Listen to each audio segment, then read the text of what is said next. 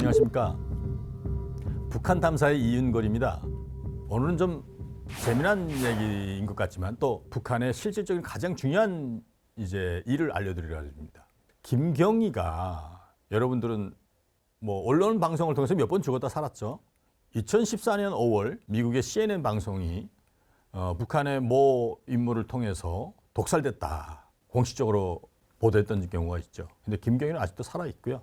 김경희는 사실은 김정일이 죽고 나서 김정은 정권으로 넘어갈 때 되게 중요한 역할을 많이 했습니다. 특히 중앙당 조직 비서 겸 조직 지도부장을 김정일은 살아생전에 그 누구한테 넘겨준 적이 없습니다. 그 제2인자 같은 실질적 조직 비서 역할을 김경희가 일정한 기간 했고 그 이후에는 김세성이가 했습니다. 김정일은 2008년 8월 17일 날에 뇌졸중으로 쓰러졌습니다. 그 쓰러진 이후에 12월 말쯤에 살짝 정신을 차렸다가 1월 초경에 정확히 이제 모든 사실을 주변 사실을 인지할 정도로 깨어나서 제일 처음으로 위협을 느낀 게 있었습니다. 김씨 가문의 역대적인 앞으로의 황제로서의 북한을 통치 관리하는 데 있어서 장성택의 위협을 제일 많이 느낀 사람이 바로 김정일입니다. 그때 이미 장성택을 견제하라는 내부 지시를 한 게 바로 김경희와 김설성한테 했기 때문에 오늘의 김정은 정권이 장성택을 수청하고 김정남까지 죽이게 된 가장 중요한 요인입니다. 김정일은 죽기 전에 이 사실을 인지한 다음에 2009년부터 2010년 사이에 각종 현지 시찰에 김정일이 갑자기 이때까지 한 번도 같이 다닌 적도 없습니다. 원래 김경희하고 김정일은 만날 싸워요. 그래서 잘 안 다니랬는데 김경희가 무단히 나타났고 북한 방송에서 그 1년 사이에 빈도수가 제일 많이 나타난 사람이 김경희입니다. 김정일의 현지 지도에. 함경남도 함주군 동봉협동농장 현지됐을 때 처음으로 이제 김경희가 처음에 나왔는데 살림집을 많이 건설했다. 그래서 서희 충성해보고 뭐 그걸 위해서 나타났는데 그때 김경희가 나왔습니다. 그때부터 어마어마하게 많이 이제 돌출되기 시작했죠. 제가 쓴 책을 잠깐 말씀드려야 될 것 같아요.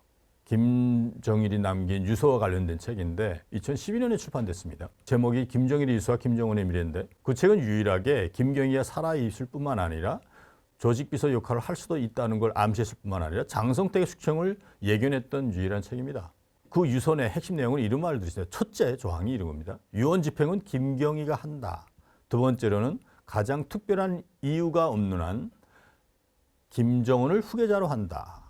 네, 7번째 조항이 되게 재미있습니다. 김설성을 정운의 방조자로 준비시키고 밀어줄 것. 네, 10번째 조항도 되게 중요합니다. 국내와 외국의 모든 자금 관리를 김경희가 할 것. 김경희가 다 맡아서 할 수 없을 경우 김설성이 맡아서 할 것. 아직까지 유서 내용에 대해서 진짜다 가짜다 말이 많지만 공개된 여러 가지 사건들을 보면 거의 진번에 가깝다고 저는 말할 수 있습니다. 뿐만 아니라 거기서 나왔던 언급됐던 내용들이 지금도 그렇게 가고 있습니다.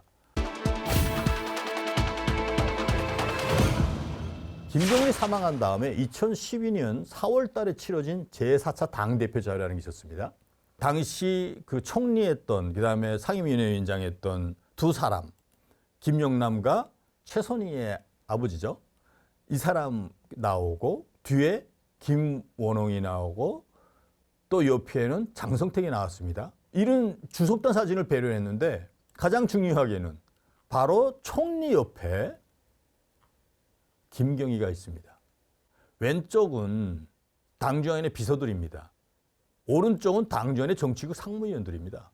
이 자리에서 정확히 총리 다음에 김경희가 앉아 있습니다.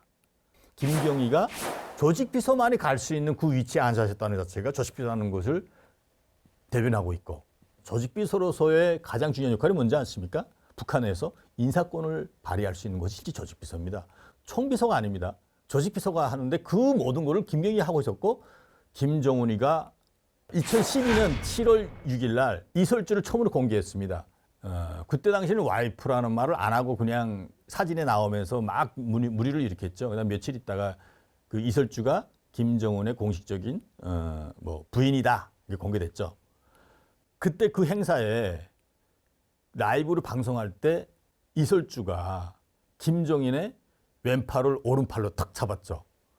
이거 하나 때문에 이 행사가 끝난 다음에 다른 간부들은 좀 멀리 떨어졌을 때 그 자리에서 김경희가 이설주를 불러다 대고 어마어마하게 욕을 했다고 그러더라고요. 오죽하면 김정은이 듣다 못해서 고모 좀 그런 거 가지고 그만하라고. 뭐 잡았으면 어때 요즘 애들이야. 다 그렇지. 이런 말까지 할 정도로. 이런 행사에서 바로 김경희가 그 자리에서 이설주를 역했다. 그만큼 김경희의 지위나 역할이 그때 당시는 김정은보다도 원래 상황 역할을 했다고 저는 믿을 수 있는 겁니다. 김경희와 김정은, 이설주 이렇게 세 명이 나란히 사진 찍어서 공개했는데 시사하는 바가 되게 큰 겁니다. 김정은과 김경희가 나란히 앉아 있다는 것. 또 김경희가 입은 옷을 자세히 보세요. 김정일이 살아있을 때 바로 소위 뭐 인민복이라 북한식 인민복이라고 그러죠. 잠바. 이걸 김경희가 입고 있는 사실입니다. 북한의 공식적인 석상에서 김정은 위대한 수령이잖아요. 위대한 영도자고 지금은. 근데 그 앞에서 저런 작업복 차림을 나간다? 그건 오직 김경희, 조직비서만이 입을 수 있는 옷이라는 것에 대해서 우리가 주시할 필요가 있다는 겁니다. 한 가지 더 말씀드린다면 아프지 않은 기간은 계속 김경희는 김정은을 따라다녔다고 그러더라고요. 조직비서로서.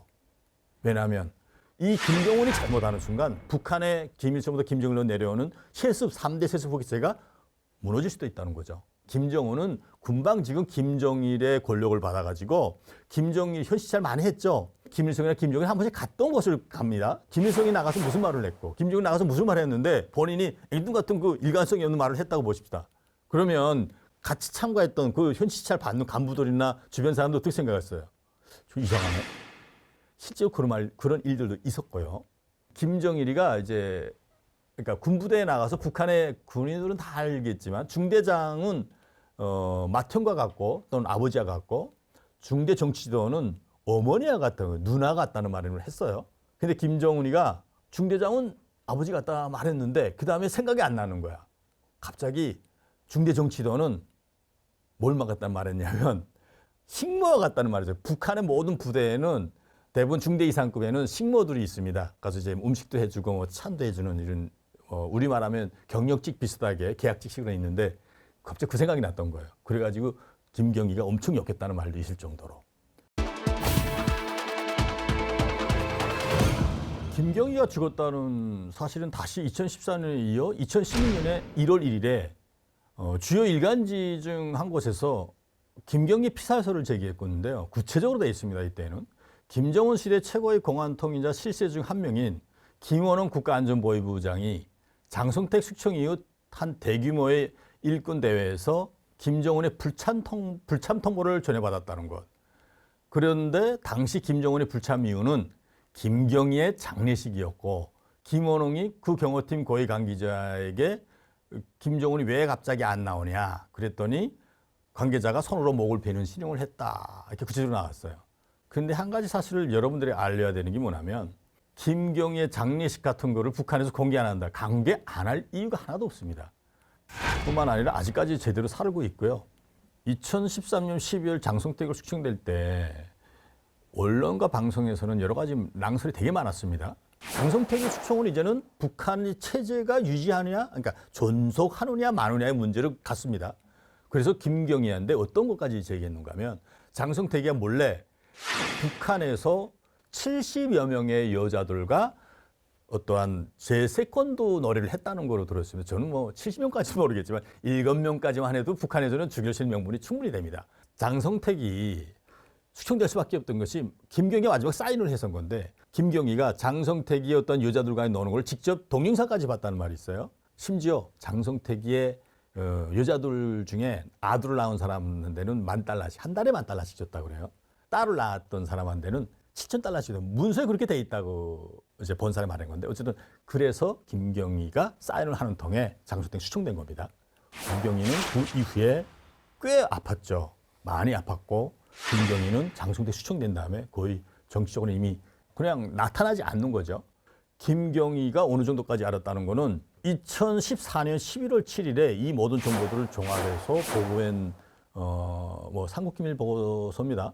그 자료들을 보면 2012년 9월경에 싱가포르에서 진료를 받고 당시 2년 이상 갈 수 없다는 결과 보고서도 받았다는 건 사실이고 그 이후에 2013년 11월에 러시아 가서 진료를 받았는데 결국은 2014년 6월부터 평양에 복귀했다가 이후에 아까 제301병원에 7월 29일 날 중국 이민해방군 301병원 이거는 정확한 겁니다. 갔었고 이때 김경희는 백내장, 눈에 그다음에 심장 신경 및 근막염, 간 및 심장 복수에서 배불러서 이제 복수가 이제 빠지지 않았고 위궤양 등으로 고생했고 그 마지막에는 중국의 3대 제약회사인 과륜 제약에서 새롭게 만들어진 강복 신약이라는 걸 겨우 처방받아서 그걸 먹으면서 겨우 근근히 버텼고 북한에 들어가서도 계속 구치를 했던 걸로 알고 있습니다. 그래서 지금은 정확히 살아있는 걸로 알고 있고요. 그 이후에 조직비서 임무를 김설성이한테 다 넘겨주고 2015년 9월 이후에부터는 실제 너무 아파가지고 2017년에 이미 휠체어를 타고 다니면서 평양시 보통관구역 모 그 김경희만을 위한 특각에서 살아있다는 걸 알고 있고 이따금씩 할아버지, 그러니까 아버지죠. 김일성이 쓰던 묘양산 특각에서 아직까지 몇 개 방공한 형식이 남아있는 그 옆에 김경희 집이 있다고 그러더라고요. 여기에서 살아있는 걸 알고 있습니다. 앞에서 말씀드린 것처럼 뭐 CNN이든 뭐 대한민국 어떤 기관이든 북한의 이런 내부 비밀들을 오밀조밀하게 다 할 수 있는 것은 축군에 있는 사람들 외에는 알 수 없습니다. 실질적으로 이 자료들을 얻는 데 있어서 참여한 사람들은 옆에 있던 사람들입니다. 그 사람들이 누구인지 이 방송이 나가면 북한 내부에서는 뭐 어마어마한 좀 난리가 일어나겠지만 이것들은 아마 본인들이 알 겁니다. 진짜라는 걸. 오늘 방송 여기까지 하겠습니다. 재미있었는지 모르겠습니다. 감사합니다.